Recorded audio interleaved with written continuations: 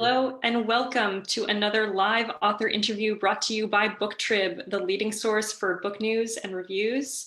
My name is Cameron Kimball. I'm a part of the editorial staff here on BookTrib, and today I am delighted to be joined by Mark Hughes, the author of the terrific book, The Tale of Ferdinand Frog. It's a book for kids that tells a fun story that carries a lot of great lessons for all readers. Thank you, Mark, for joining me today. How are you? I'm very well, thanks, Cameron. It's a lovely day here, and yeah, looking forward to chatting with you. Looking forward to it too. Are you in England? I am, yep. I'm in a county called Essex. We're about 30 miles east of London, the middle of London. Oh, nice. That's amazing to be so close, but still out in the area. It takes us about just under an hour to get into, say, the Tower of London or somewhere like that. Yeah, around that area. Yeah. Not too bad a commute. No. It's a nice place to live because you're far enough out not to be in the hustle bustle, but close enough to be able to go in when lockdowns allow, of course. Yeah. Absolutely. So it's an interesting time to be near the city, but yeah, it is to an extent. I mean, we all can't wait to be back to some kind of normality here. You know, just looking forward to it now. The government have announced the kind of the steps we're taking to come out of lockdown, and that will just be great for everyone. We absolutely can begin to live life again. Absolutely. Well, we in the US are feeling that too, definitely, but it's good to hear about a plan for eventually transitioning out. Yeah, it is. Yeah. Well, just to get us started here today, to talk about The Tale of Ferdinand Frog, what inspired the story, would you say? Well, I wrote it a long time ago, actually, many years ago, and or the basis of the story, and it started out as a short poem for my eldest daughter, Cara, who had this fascination with frogs. So I just started writing. This is the Tale of Ferdinand Frog and Samuel the Slippery Snake. And it snowballed literally over not that long a period of time, but a while. I kept coming back to it and adding on. And then it just grew from a short poem into a full book, a story, which I think it's 42 8-line poems. Yes. So it actually makes a nice length story. It's a 20 minutes, a half an hour read for a young child. That's an amazing, what a great inspiration, and to see how that one poem transformed into such a solid, wonderful read. Yeah, it's interesting. Yeah, absolutely. No, that's great. So Ferdinand's emotional journey is something that many readers can relate to. Did you always know the story was going to be about the power of love over evil? No, the story really wrote itself. So as I said, it started off just as a short poem. I didn't imagine it being more than maybe 4 verses or something like that. But it just kind of began to happen as it has with my other stories as well. I could see it beginning to become a love story because of the Ferdinand had his eye on this particular lady frog called Felicity Fogmore Frog, and of course it's a kind of fairy tale, isn't it? Really, in that you've got the love story, you've got a villain of the piece, and you've got a hero, and so it just really evolved into what it became. Can't tell you any more than that, to be honest, because that is it. Mm-hmm. Well, it's so great. I love that, the fairy tale element of that, because usually we're used to like princes and things being transformed into frogs, but these characters are frogs, and it's such a whimsical twist on the old story. Yeah, I never thought of that, because he does in the story. He goes on a quest and he tries to find the solution to how does a little frog overcome a big snake, and then win the damsel's heart, who happens to be another frog. And so he goes on the quest to find out, comes back, fights the snake for her love, and they all live happily ever after. That's beautiful. not to give too much away. There you go. It's all good. No, it's totally worth the read. I really enjoyed my read through of it, and I'm an adult, so I can only imagine how magical it must be for kids. I think there's a number of adult elements in the story, actually. Absolutely, it's a life lesson. Really, we could all use it. It is. It's about the power within and the power of love. Mm-hmm. How you harness that. So what is it what is it like writing for children? How much do you assume they're going to know, and how much do you think you have to like write into the poems to tell them, would you say? That's not an easy question to answer. No. I think I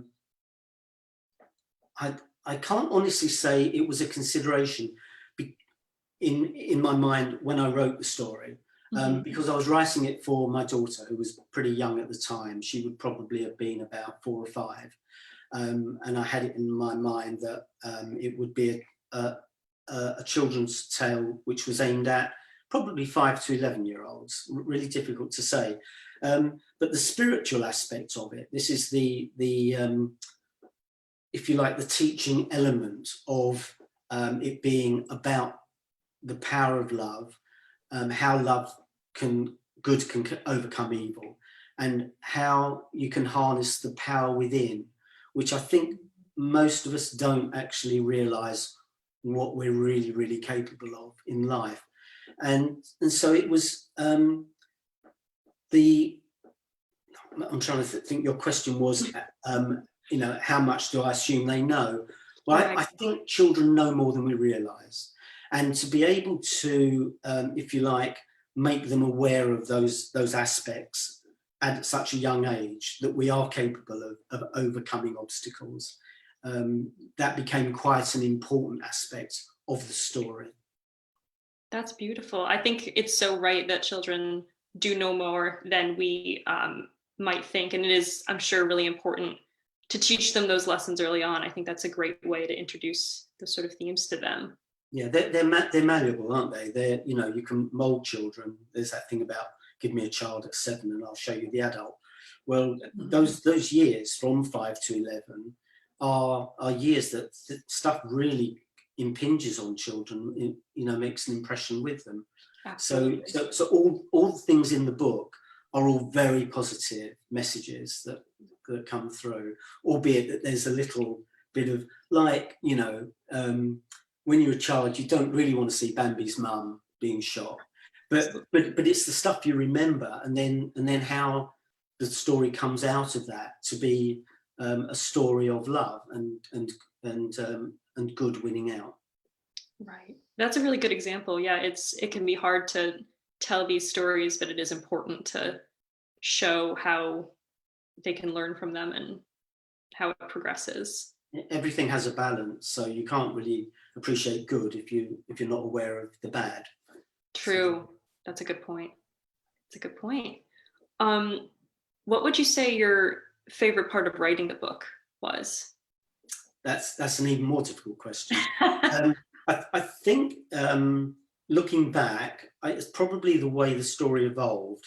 The fact that it became this tale of a frog who was prepared to risk everything to win the heart of the frog he loves, And as I said before, it's a kind of classic fairy story, really, isn't it? That you've got the power of the mind, you've got the power of love, the power of good, and there's also a healing aspect in it. I don't want to give anything away to somebody who hasn't read it, but actually Ferdinand calls on the power within to heal his friend who accompanies him on the quest near to the end of the book. So there's a lot of little messages that evolve, but when you're writing, I don't think you think too deeply about that. I think it's looking back and reading through it that it seems quite good. I was going to say use the word clever, but that seems incredibly immodest. But I do honestly feel that the most of this stuff is kind of being fed into me in some way or another. Okay, yeah. What's it's what's called inspiration, isn't it? And I know you're going to ask me about what else there is, and there are other books, and I felt that with all of them, that particularly because my writing process is very rapid. It's literally feeding into my brain quicker than I can write it. Oh, So, wow. mm. That's amazing. No, that's so cool to hear about that kind of inspiration, because I know for me, poetry can be so difficult. So I'm really impressed about the talent that you were able to put into all these different poems. And also when you mentioned the healing aspect, that was something I really wasn't expecting. It really raised the stakes for the characters, that there was this level of danger. Because so many times in kids' books, you see like it's more of an emotional lesson that they have to learn. And absolutely, Ferdinand Frog does learn an emotional lesson, but he also is in danger and has to. It's very reminiscent of those fairy tales of like slaying the dragon and rescuing the damsel and all those sort of things. Yeah, it is. Well, there's also use of even. I've studied spiritual philosophy all my life, and there's when he heals his friend Wrinkleskin Rat, he actually calls on healing colours in order to help him heal, which is what he's learned. One of the things he learns on the quest, interestingly. But again, coming back to it, it wasn't a kind of a conscious plan to do that. It was only rereading afterwards that I've realised that I've used those sort of elements of spiritual understanding to Interesting. get that message across. Yeah. Interesting. Hindsight is 2020, it seems. Yeah, I think, yeah, definitely it is with me. Yeah. Oh my gosh. I know throughout reading the book, I think one of my favorite parts was the character's journey through the many a mile woods. You did a great job of capturing like the creepiness of that forest. I definitely felt it. Do you have any real life inspiration for the nature settings of your books? I do and I don't. We actually live next to quite a large wood here. Okay. There's a golf course within that, and then there's quite a lot of acres are woods, and there's a nature reserve as well. And I've been there late in the day, probably finishing off a game of golf, and it gets pretty. It's when you're coming down the last fairway, it's completely surrounded by trees. Oh, it's wow. actually quite creepy when it's when the sun's already gone down, which you're trying to squeeze the last hole in before it's too dark to see where your shot's gone. So I guess that would be when I'm writing that particular scene, I would be imagining that being in that situation, and yeah, then nature spirits are involved, and you know, and other snakes and stuff, where they have to come through that part, because if you're going to go on a quest, it's no good it being too easy, is it? Absolutely not. Yeah. It's got to be tough. Absolutely. I can so hear the inspiration, and I'm thinking back on those scenes and being like, oh yes, it was very dark and creepy. They could barely see. There were all sorts of creatures. That's so interesting that it really did come from that area. Yeah, but then what helps them through that is the light. It's the nature spirits that are emanating light and goodness, you know. Yes. So yeah, it allows them to move on to find the solution. That's wonderful. I wanted to ask, because this is such a wonderful children's book. Did you have a favorite children's book, would you say, growing up? I've always read a massive amount since I was really young, and I used to read quite a bit of Enid Blyton when I was very young. But then I think the one book that I really remember that I enjoyed, I just loved the way it was written and the humour within it, is Coral Island. Don't know if you've ever read it, but yeah, it's absolutely brilliant, and it brings in quite a lot of humour, which I've tried to do a little bit in Ferdinand Frog, but quite a lot more in some of the other stories. Things like there's a line about tongue snakes are incredibly useful, as they lick not just one but both sides. He's licking his wounds, and because they have forked tongues. So I'm not thinking that a 5 to 8 year old child's going to get the humour in that, but maybe, you know, so little things like that. No, I love those little addendums, like the little like scientific sort of facts about these little different animals, and just the way that you were thinking about how they would relate as animals, but also as characters to the reader. Yeah, that's quite interesting because it's really important. I mean, they effectively speak to each other, but it's really important not to make the characters too human. There's a lot of, I think the lessons are human, and there's a lot of human action and interaction within there, but it's really important that they remain little kind of woodland creatures, you know. Right. Mm. No, that makes perfect sense. I suppose the most thinking about it, certainly the quest that Ferdinand goes on is to see a specific creature, which is an owl, who's you know, there's the whole thing behind owls being wise old owl. So Osmeroid owl is an all-knowing creature, like a spiritual master, really, who he knows of and goes to meet in order to find out how he can achieve his aims and desires. And that's probably the most human kind of aspect of the book. Absolutely. I love that it was an owl, though, that you definitely kept within the woodland creature theme, and it was this very famous creature known for being wise. Yeah. I know we've established that you said you don't necessarily plan out the books. Do they come to you as just the poems, or you just go from there? Do you do any research before you start writing? Right. I did no research for Ferdinand Frog. It really was just came and it flowed. But once I decided to write more stories around the character, and he's the main character in that first book, but in the other stories, each one of those has its own main character. And to give you an example, one of the books is called The Tale of Harry the Hedgehog. And it's actually my favourite out of them all. But in that particular book, there's a meeting of the Council of Animals, and each, if you like, I can't think of the right word. Each kind of category of creature has its own lord. So there's the lord of the beavers, the lord of the mice, and there was a part of the story where I researched how different mice live, and this is really interesting, I think. But interestingly, wood mice live on the ground, and dormice live in trees. Oh wow! I did not expect that. No, exactly. Neither did I. And you'd think it would be the other way round. And so I found that pretty fascinating. But I wanted to be sure of my facts, and so they debate this particular aspect and debate whether or not they should swap the names over.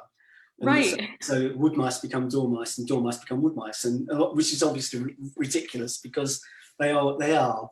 But then interestingly, I guess they're just names that we've given them, not that they've given themselves. But that bit doesn't come into it. But so yeah, I researched that. I also researched for that same story how it's possible for another creature to eat a hedgehog.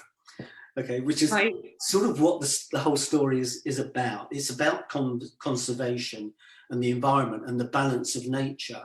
And the beginning of the story, it gets out of balance, and they have to find a way to bring the balance back in. And it's not giving anything away, and it's not, the book's not out there yet. But the badgers are eating the hedgehogs, and there is actually a method they use to do that. So, because hedgehogs are pretty prickly, aren't they?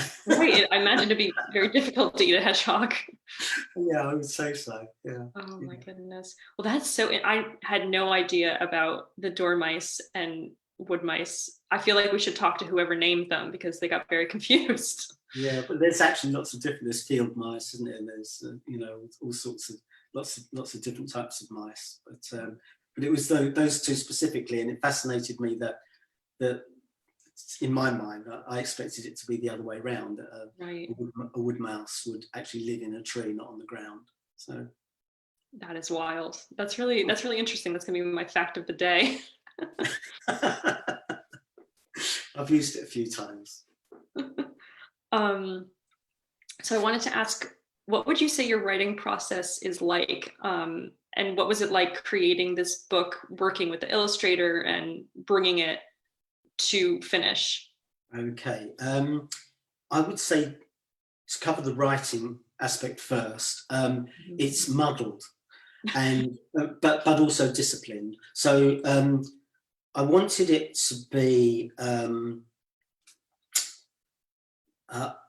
I like the 8-line verse aspect of it. So I wanted to stick to that throughout it. So so the breaks and everything worked within each verse.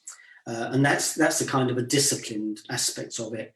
But in terms of actually, say, having a routine of writing, I can't work that way. My background is, other than business, I've had a number of businesses, but my background writing wise is always been songwriting.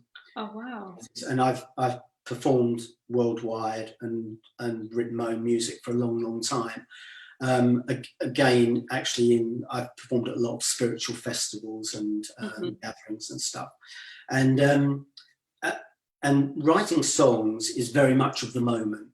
I've always been fascinated by the fact that if I was to write a song, I could never rewrite that song. It's just not possible.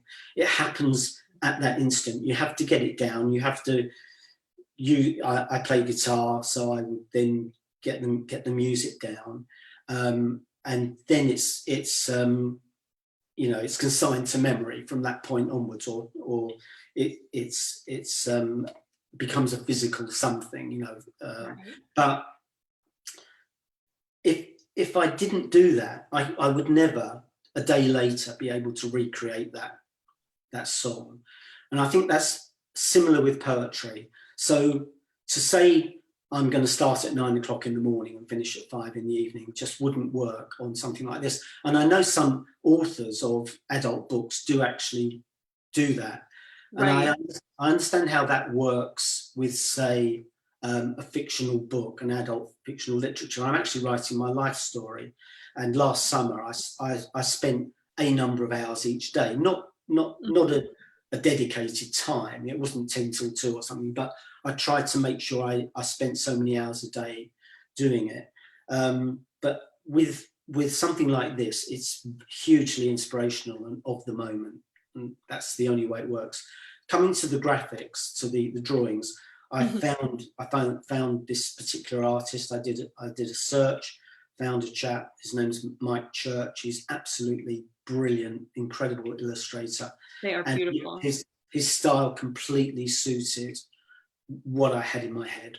Completely. That's amazing. Everything he's done, and I've only ever made minor adjustments to any of the illustrations he's done, and I've just had him draw for me in preparation for the next book a map of Ferdinand's homeland. That's amazing. So it takes in Happiness Lake and Paradise Pond and the woods, which are called Osprey Woods, but not in this book. And then there's many a mile woods, and it's beautiful. What he's done is stunningly beautiful, just amazing. No, they are gorgeous. Some of those illustrations are incredible. My favourite is the one which is underwater. It's like a photograph, isn't it? Just amazing. Absolutely.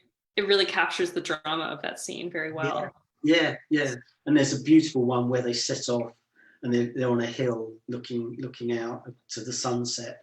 Ferdinand and Wrinkleskin Rat, and that's just it's a work. Well, it is a work of art, I know, but it's stunning. He is such a talented guy. Yeah, really beautiful. That's amazing. Well, it's a beautiful marriage between the poetry and the art. It really does capture the story very, very well. Yeah, it brings it to life, doesn't it? It really does. Yeah. What would you hope is the #1 takeaway from your book that resonates with its readers? I'd like to think that it will inspire children. I mean, first of all, I want them to enjoy the story, and because it is quite a magical story, you know, I don't have any doubts. But I had when I left school before I went to college, I had some very negative comments made to me by my teachers, and I've been relatively successful in whatever fields I've gone into, and I want children to know that we're all capable of so much more than we realise, and it's just a matter of setting your mind to it. You can't be unrealistic. I mean, I'm 5'5", so if somebody told me I was going to be a great basketball player, it's rubbish, isn't it? You know, it's not going to happen. But so we all have limitations in some way, but I think we need to just be aware that, you know, if you really put your mind to pretty much anything, you can achieve it. And that's what Ferdinand does, doesn't it? He sees this immovable object, this really dangerous snake, who wants to take away the love of his life. And so he goes and finds a way of achieving the goal of overcoming Samuel. Absolutely. Comes back and does it. So that's the real message. Most important is that children enjoy the book and of course love the pictures. Well, it's just like what you were saying before with that, these characters learn that there's so much more they're capable of than when they first set out. And I think that's that's such a wonderful lesson to be teaching young readers as well. Yeah, I think it is, and lots of adults too. Absolutely, you know, the parents who are reading the story probably. Yeah, don't give up. I mean, every adult that I've ever had feedback from, and I've given the book to teachers and who've gone and read it to their classes, and it's always been that the adult has enjoyed the book as much as the children, because I think there are lessons, as there are in all of the books, actually, all of the stories. So great to hear. Yeah. That's really the mark of a good children's book, if everyone reading it can enjoy it. Thank you. And for one last question, just to wrap things up, what specifically is next for you? I know you're talking about some sequels that are in the works. What would you say is next on the list? Yeah, I've written another 5. All the stories relate in some way. Ferdinand isn't the central character in the other stories, and I'd intended to stop at 5, at book 5. So the second one is called The Tale of Tommy the Tiny Tadpole, which is one of Ferdinand's many offspring. But it's the subliminal message in that is that it's about karma and reincarnation, because tadpoles turn into frogs. And early in the story, he saves a caterpillar who's fallen into Paradise Pond, and later on, the butterfly that was the caterpillar saves Tommy the Tiny Tadpole, who is by then a frog. So it's not an obvious message, but I like to think that it's enough of a message. You know, it's obviously enough for people to realise what's involved. Right. The third book is The Tale of Cyril the Squirrel, and it's very environmental. They want to build a housing estate on the woods, and it's how the animals go about overcoming that with Ferdinand's help and with the help of other creatures. They managed to turn the woods into a kind of sacrosanct place that us humans can't go and build houses on. So again, there's a message about the environment. Harry the Hedgehog, we already talked about. It's the 4th book, and that's about, again, kind of the balance of nature and the environment. And what was going to be the 5th book is The Tale of Osmeroid Owl, who, you know, Ferdinand goes to see in the 1st book. And Ferdinand's in that story. He's aware that his adventuring days are coming to a close, and so he wants to go and visit Osmeroid to find out how Osmeroid got the knowledge that he got. And it's a more it's a more adult. I think it's still a children's book, but it's a more adult Mhm. story than the first one. And as I think they all sort of progress slightly with each one. And once I'd finished that book, I thought that would be the end, and I'd have to think of some other types of characters to write about. And then I've written the final book was called The Tale Teller of Happiness Glade, and it's a collection of short stories told by the animals in a competition. So Oh, the that's animals amazing. meet every 4 years on Midsummer's Night, and they have to tell stories about a specific topic, and the topic is love. And so it's a series of short stories told by the animals about love, and then the other animals judge and pronounce one of those the tale teller of Happiness Glade. So that's my wife's favourite one. know that I love the setup of that it's a storytelling contest that's telling all these wonderful short stories. It's so clever. I got bored on holiday in Mauritius last year. And no, year before last. Last year we didn't go anywhere, did we? In 2019. And I thought, oh, I need to do some writing. So I started writing, and that's what it came out as. So yeah. That's wonderful. It really is. Well, thank you for taking the time to speak with us today and to tell us all about the tale of Ferdinand Frog and all of the um, other wonderful tales in his world. We here at BookTrib really enjoyed this book and are so looking forward to seeing the next installments. Thanks. Thank you so much. Yeah, thank you. Of course, of course. This was Really a enjoyed it. wonderful. Really enjoyed it. I hope other people watch this and buy the book and enjoy it just as much. You know, it's really good. I mean, No, it was a wonderful read. Seriously, I really enjoyed taking the time to read that one. great. Thank you so much, Mark. I hope you have a Pleasure. wonderful day. Enjoy. Thank you, thank you. This is Cameron Kimball from BookTrib signing off. Everyone have a wonderful day. Thanks, Gary.